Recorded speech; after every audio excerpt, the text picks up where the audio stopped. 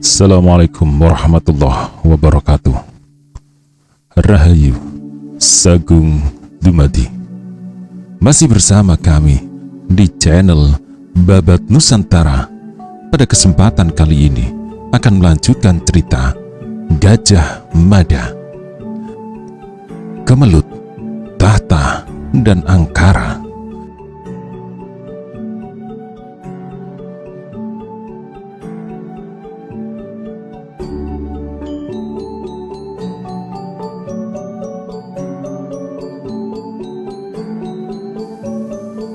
Peluang itu kini berada di tanganmu.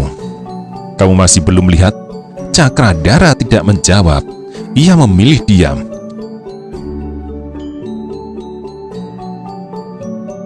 Kamu harus pusatkan perhatianmu, Cakradara. Hubunganmu dengan Sri Kitarja harus segera dituntaskan ke perkawinan. Sri Kitarja akan diangkat menjadi ratu. Kamulah yang kewahyon, penggenggam kekuasaan yang sebenarnya. Sudah bisa dipastikan, kamulah nanti yang bakal diangkat menjadi raja. Jangan sampai kesempatan yang telah berada dalam genggaman tanganmu itu terlepas. Sekali kesempatan itu lepas, maka kau akan menyesal untuk selamanya. Bila semua persoalan yang demikian tidak terpikir di benak Cakradara, lambat laun menjelma menjadi racun yang menyita di ruang benaknya, menyebabkan pemuda tampan itu harus memikirkannya. Tak mungkin menganggapnya tidak ada. Benar apa yang dikatakan Gamel Kuda itu, kekuasaan tertinggi atas pemerintahan Majapahit memang bisa berada dalam genggamannya, dan kekuasaan manakah yang lebih tinggi dibandingkan kekuasaan seorang raja? Tidak ada. Kau paham dengan apa yang kau maksud, Cakradara? Tanya Pekati Kuda itu. Cakradara mengangguk. Aku paham, Paman. Aku wajib mengingatkanmu. Pesaing bisa menyerobot dari arah samping atau muncul dari tempat yang sama sekali tidak terduga. Firasatku mengatakan, sejak sekarang kau berada dalam bahaya, karena pihak pesaing itu menganggap tempat dan kedudukanmu sekarang bisa menjadi batu sandungan mimpi mereka. Sejak sekarang, berhati-hatilah. Kewajibanku untuk mengamankan kepentinganmu, jangan sampai ada yang mengganggu. Sejak dini, aku melihat Raden Kudamerta telah mempersiapkan diri dan berupaya keras agar kekuasaan nanti jatuh ke tangannya.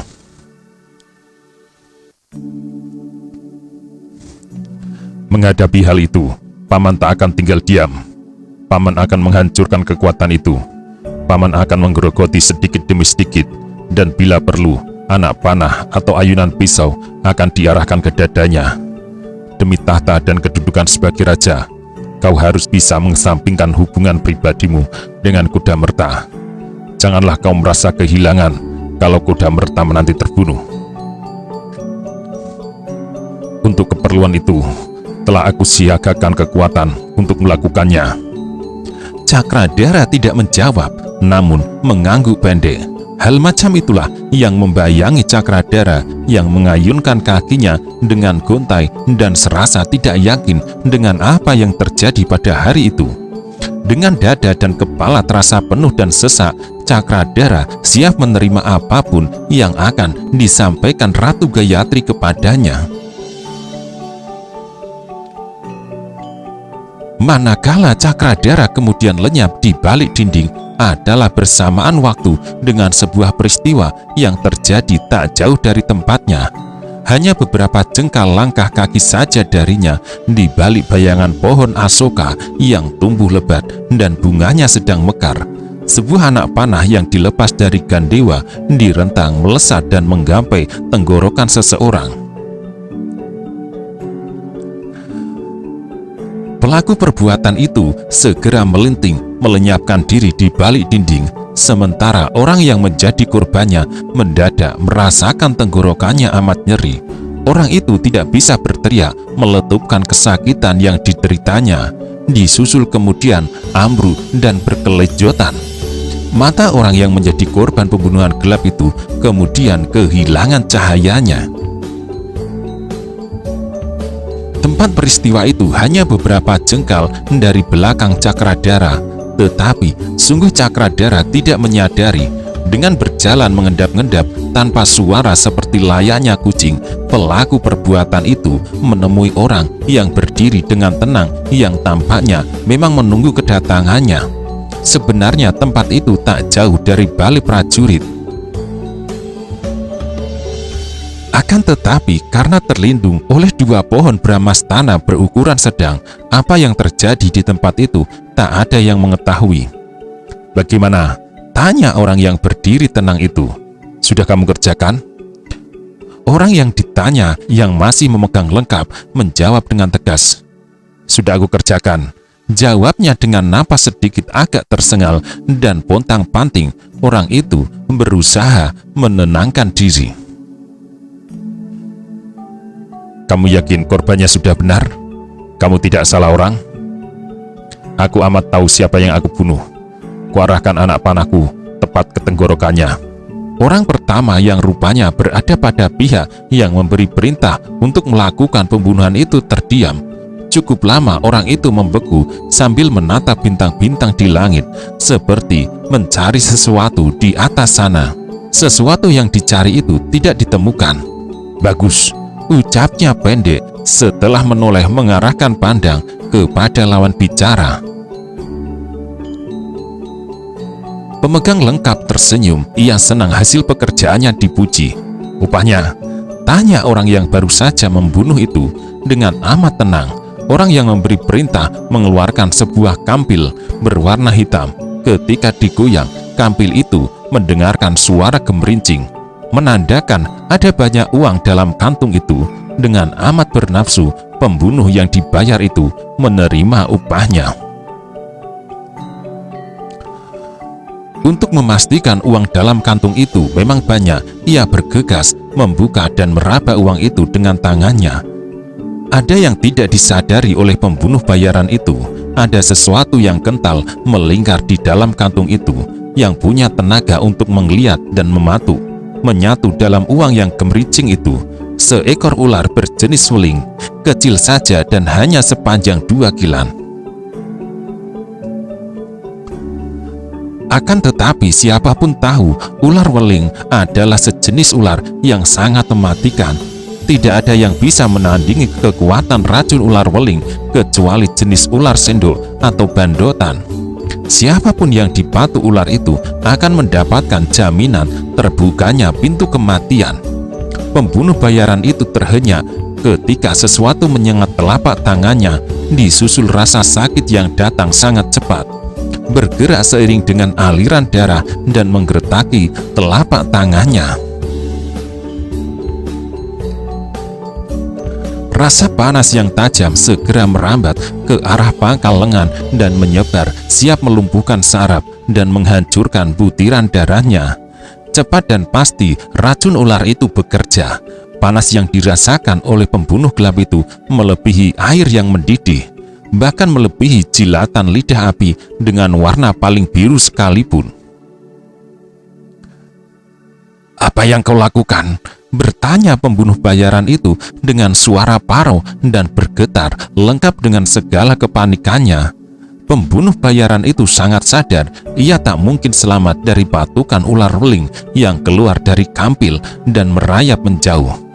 Kepanikan dan ketakutan yang terjadi memberi sumbangsih dalam mempercepat datangnya kematian. Namun tanpa itu pun racun ular weling memang sudah menjadi jaminan kematian pasti terjadi. Orang yang memerintahkan pembunuhan itu tidak menjawab pertanyaan itu dan hanya memperhatikan bagaimana gandewa yang dipegang orang yang sekarat itu terlepas. Matanya melotot, serasa akan lepas. Tahapan sekarat itu bahkan diperhatikan dan dihayati dengan baik. Berkali-kali orang itu melihat peristiwa macam itu, tetapi sekarat yang dialami orang tetap menjadi tontonan yang mendebarkan. "Kenapa kau lakukan itu kepadaku?" tanya orang itu di sisa tenaganya. Pertanyaan itu rupanya punya kemampuan mengusik. "Untuk sebuah kegayuhan, pada saatnya kelak, rangsangku muda akan bisa berhasil menggapai cita-citanya? Jawabnya, hanya dalam hitungan tak sampai sepenginangan, kesakitan yang diderita oleh orang yang dipatu ular itu berakhir. Nafas yang tersisa berhenti setelah sebuah tarikan panjang. Sambil memperhatikan raut muka sekarat itu, orang yang memberi perintah membunuh itu mengambil kampil yang memang penuh berisi uang, dan sebagian diantaranya uang emas yang besar nilainya. Dengan menggelenggang seolah tidak terjadi apa-apa, orang yang menyebut nama rangsangka muda itu mengayun kaki meninggalkan tempat itu. Suara burung gagak yang berteriak di wuwungan istana itu terasa sangat mengganggu, tetapi tak menggerakkan siapapun untuk membungkam mulutnya. Gajah Mada yang melintas sambil mengarahkan pandangan matanya ke Segaran menyimaknya sebagaimana yang diyakini banyak orang, tak lebih dari sekedar membaca bertanda alam. Membungkam mulut burung berbulu hitam itu jelas perbuatan bodoh yang tak ada gunanya. Dibungkam sekalipun, Jayanegara telah terlanjur tak mampu bernafas, tak mungkin bangun lagi. Jauh di ujung benaknya, meski terganggu oleh suara yang tak nyaman itu, sama sekali tidak menggerakkan keinginan di hati Gajah Mada untuk menghentikan teriakan-teriakan tidak nyaman dan mengganggu telinga itu. Suara tangis terdengar datang dari Keputren. Seorang emban menangis sesunggukan atas nama rasa sangat kehilangannya. Kematian Sri Jayanegara serasa kiamat baginya. Emban-emban yang lain sudah berusaha menghibur dan menenangkan, tetapi emban yang satu ini rupanya menyimpan banyak cadangan air mata yang terus saja berleleran menyebabkan bubur beras di wajahnya menjadi belepotan. Matanya sembab menjadi sipit, menyebabkan bola matanya tak kelihatan. Berbeda terhadap suara burung gagak yang tidak seorang pun berkeinginan membungkamnya. Meski suaranya yang memekakkan telinga sangat mengganggu, sebaliknya terhadap suara emban itu, nyaris segenap prajurit yang menggerombol tak jauh dari tempat itu ingin menyumpal mulutnya dengan gumpalan kain. Tangis emban itu terlampau berlebihan dan berlepotan. Seorang prajurit akhirnya tergerak mendatanginya karena suara tangis itu tembus ke wisma para ratu. "Kau tak mau diam, ku benamkan tombak ini ke mulutmu," ancam prajurit itu yang ternyata sangat mujarab. Ancaman itu bagi obat yang menyadarkan emban cengeng itu sekuat tenaga ia berusaha mengendalikan diri.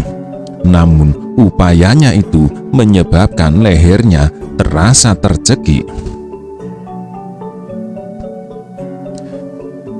"Di dalam para ratu sedang berembuk masalah penting. Tangismu sangat mengganggu, tahu?" tambah prajurit itu dengan nada bisik. Amat gugup emban itu dan bergegas menutup mulutnya dengan tangan kanan dan kiri bergantian. Sebenarnya lah 4 ibu ratu dan Sri Gitarja serta Dyahwiyat tengah berada di salah satu ruangan istana. Satu-satunya orang yang diizinkan mengikuti pembicaraan hanyalah Mahapatih Aryatada. Pendapat orang kedua setelah raja itu sangat didengar, terutama dalam menentukan siapa yang akan menggantikan Sri Jayanegara. Sebuah keputusan yang tidak sepele karena menyangkut masa depan negara setelah raja sebelumnya terbunuh. Suasana ruangan itu sangat hening dalam keadaan yang sedemikian senyap. Bahkan suara benih yang jatuh pun pasti akan terdengar. "Siapa?" Pertanyaan yang mengoyak senyap akhirnya keluar dari mulut Ratu Gayatri. Ratu Gayatri tidak main-main dalam berserah diri menjadi biksuni. Ketika masih mendampingi suaminya, Ratu Gayatri memiliki kecantikan paling menonjol dari para saudaranya. Ratu Gayatri memiliki rambut yang hitam, lebat, dan panjang sampai menyentuh betis. Akan tetapi, ketika telah bulat keputusannya menyerahkan diri pada agama yang dianutnya dengan menjadi biksuni, rambut yang panjang itu dibabat habis.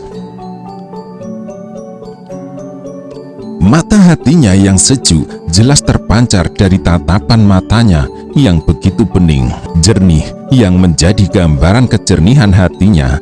Meskipun usianya telah berada di atas 50 tahun, kecantikan Ratu Gayatri masih memancar bercahaya. Ratu Tribhuwaneswari yang semula menduduk mengangkat kepalanya, suaranya yang keluar dari mulutnya amat tenang. "Aku serahkan keputusan yang terbaik kepadamu," ucap janda Raden Wijaya yang rambutnya masih legam itu. "Mbak Yu Ratu, jangan begitu," jawab Ratu Gayatri. "Sebaiknya Mbak Yu Ratu menunjuk siapa yang seharusnya diangkat menjadi raja di Majapahit setelah Ananda Jaya Negara tiada." Ratu Tribhuwaneswari tersenyum, dan senyuman itulah jawabnya. Anak kedua mendiang Raja Singosari terakhir itu telah bulat pada putusannya. Tribhuwaneswari meyakini masa depan Majapahit merupakan hal yang amat penting. Untuk menunjuk siapa yang akan menggantikan Jaya Negara dibutuhkan kejernihan mata hati, dan itu hanya adiknya yang seorang biksuni yang memiliki. Ketajaman mata hati Ratu Gayatri tentu bisa mengintip jauh ke depan, ke sebuah masa yang masih berada di wilayah akan datang. Tribhuwaneswari merasa siapa yang dipilih adiknya tentulah ia orang yang terbaik. Apalagi pilihan itu hanya berasal dari dua orang kakak beradik antara Sri Gitarja dan adiknya Dyahwiyat. Sri Gitarja yang dipilih baik, demikian pula apabila Dyahwiyat yang dipilih juga baik. Dua-duanya anak keturunan Raden Wijaya, bukan orang luar yang di darahnya tidak mengalir wangsa rajasa. Ternyata bukan hanya Ratu Tribhuwaneswari yang mempunyai pendapat seperti itu. Ratu Pratsna Paramita yang duduk mematung dengan mata terpejam juga menyumbang pendapatnya tanpa membuka mata. "Aku sependapat dengan Mbak Yu Ratu Tribhuwaneswari. Sebaiknya Adi Ratu Biksuni yang mengambil keputusan. Apapun keputusan yang akan kau ambil, siapa yang akan kau tunjuk menjadi ratu di bumi Majapahit ini, aku manut, akan aku restui dan kupagari dengan doa dan japa mantra." Ratu Gayatri menghirup tarikan nafas amat berat. Ratu Narendra Duhita tersenyum. Senyum itulah yang berbicara. Namun Ibu Ratu Rajapatni Biksuni Gayatri belum merasa puas. Keputusan kakaknya yang menyerahkan sepenuhnya kepada dirinya justru menjadi beban yang sangat berat. "Kalau Mbak Yu Ratu Narendra Duhita bagaimana?" Perempuan berkepala gundul itu bertanya dengan suara sangat sejuk. "Aku sependapat dengan Mbak Yu Tribhuwaneswari dan Adi Ratu Pratsna. Aku manut dengan apapun keputusanmu. Siapapun yang akan kau tunjuk, aku merestui. Namun, ambillah keputusan yang amat bijaksana." "Ambillah keputusan yang sangat bijaksana." Setidaknya Ratu Narendra Duhita memberikan rambu-rambu untuk jangan salah mengambil langkah. Peringatan yang seperti tidak bermuatan apa-apa itu justru membuat Ratu Gayatri merasa terbebani. Menunjuk siapa yang akan menjadi penguasa Majapahit bukan sekedar mengarahkan telunjuk tanpa beban perasaan sama sekali. Di antara pilihan terdapat dua orang yang sama-sama disayanginya. Bagaimana tidak, dua-duanya adalah anak keturunannya yang sama-sama terlahir dari gua garbonya. Pada salah satu di antara mereka, ia tidak ingin membuat kecewa. Siapa yang dipilih, Sri Gitarja atau Dyahwiyat?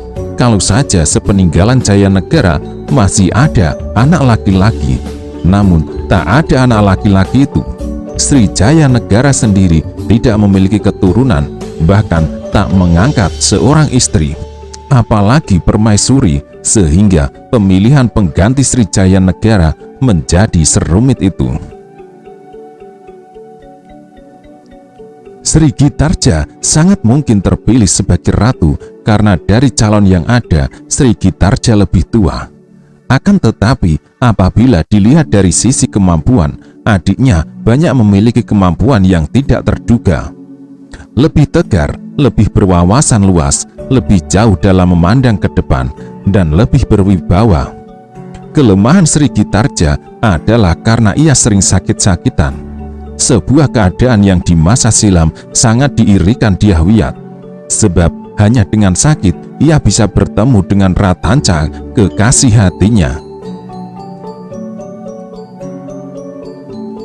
Sementara dalam olah pikir, tidak jarang Dyahwiyat melontarkan pendapat yang mengagetkan. Ini menjadi gambaran anak bungsu mendiang Raden Wijaya itu memiliki kecerdasan yang tak bisa diremehkan. Ibu Ratu Rajapatni Biksuni Gayatri mengarahkan pandangan matanya kepada Aryatada. Meski Pati Aryatada membalas pandangan mata itu, ia tidak membuka mulut. Aryatada pilih menempatkan diri menjadi pendengar yang baik.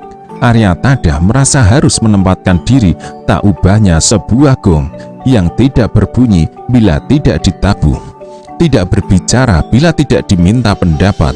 Aryatada merasa demikian tata kramanya. Ratu Gayatri memandang wajah kedua anak gadisnya dengan gumpalan pertanyaan yang membingungkan. Apa yang dihadapinya kali ini tak ubahnya makan buah malakama. Buah berlambang pilihan yang membingungkan, pilihan yang sama-sama berat. Ibarat dimakan buah itu, maka bapak akan mati. Apabila tidak dimakan, akan menyebabkan ibu yang mati. Apabila mungkin Ratu Gayatri ingin meniru apa yang pernah dilakukan Airlangga yang memutuskan membelah negara menjadi dua untuk dua anaknya yang kemudian menjadi Panjalu dan Kadiri. Namun, untuk sebuah keutuhan negara, Ratu Gayatri tidak akan mengulang hal itu yang jelas merupakan kesalahan yang tak boleh terjadi. Demikian juga, ia tidak boleh mengulang kesalahan suaminya, Raden Wijaya, yang terpaksa memberikan separuh negara kepada Banyakwidi karena kalah janji, sehingga Banyakwidi atau Aryawira Raja menjadi raja sendiri dengan beribu kota di Lumajang, yang di sana pernah dibangun sebuah benteng dengan nama menggetarkan, Pajarakan, yang meninggalkan jejak kisah perang yang juga tak kalah menggetarkan. Mengangkat Sri Gitarja menjadi ratu tentu akan melukai adiknya. Demikian pula memilih Dyahwiyat, pilihan itu akan melukai perasaan kakaknya. Apabila diurutkan dari siapa yang lebih tua, maka kekuasaan menjadi ratu itu seharusnya jatuh ke tangan Sri Gitarja. Haruskah pemilihan ratu itu dilakukan dengan membutakan mata? Dianggap seolah tak ada masalah. Tak akan ada yang keberatan dan semua pihak akan menerima dengan ikhlas tanpa ada yang keberatan. Bersandar dinding, Dyahwiyat tersenyum, berusaha menguatkan hati ibundanya untuk tidak ragu dalam mengambil keputusan. Bersihnya hati Dyahwiyat sebagai adik, ia sadar betul bahwa kakaknya lah yang berhak mewarisi kedudukan yang ditinggalkan Jayanegara. Padahal di belakang Sri Gitarja ada nama Cakradara dan di belakang Dyahwiyat ada nama Kudamerta. Ratu Gayatri yakin dua anaknya tidak akan saling berebut. Tetapi lelaki adalah makhluk yang memiliki keangkuhan diri, dilandasi pula oleh naluri penonjolan jati diri. Dua nama lelaki di belakang dua anak gadisnya itulah yang justru dikhawatirkan akan menimbulkan gejolak. Atau jangan-jangan kekhawatiranku ini berlebihan, kata hati Ratu Gayatri. Ratu Gayatri terpaksa menggali masa lalu, hal yang tidak pernah dibayangkan, mengingat ia juga tidak membayangkan Jayanegara akan pralaya dengan begitu tiba-tiba, yang datangnya seperti turunnya hujan tanpa mendung. atau segelegar petir di kala langit begitu bersih. Di masa lalu, ketika negara masih berada di bawah naungan Singosari leluhurnya, Ranggawuni, anak Anusapati, dan Mahisa Cempaka, anak Mahisa Wong Ateleng, bisa bekerja sama menggelar pemerintahan bersama. Kenapa tidak? Kenapa yang demikian tidak dicoba? Negara bukanlah tanah warisan yang bisa dibelah, dibagi untuk berapa orang yang mewarisinya. Negara harus utuh, tidak boleh dibelah, karena jauh ke depan keputusan yang demikian akan memecah belah persatuan dan kesatuan. Tidak baik memilih keduanya, kata hati Ratu Gayatri. Di belakang Sri Gitarja ada Cakradhara, dan di belakang Dyahwiyat ada Kudamerta. Persaingan di antara mereka punya kemungkinan kuat menimbulkan terjadinya perselisihan. Oleh karena itu, harus dibatasi secara tegas. Aku harus memilih salah satu, Sri Gitarja atau Dyahwiyat. Ratu Gayatri akhirnya memang telah sampai pada pilihan salah satu di antara mereka. Ratu Gayatri mendadak menoleh kepada Aryatada. Aryatada sedang menggerakkan kepala untuk menunduk. "Paman Tada," ucap Ratu Raja Patni Biksuni Gayatri. Aryatada yang berniat menunduk itu terkejut.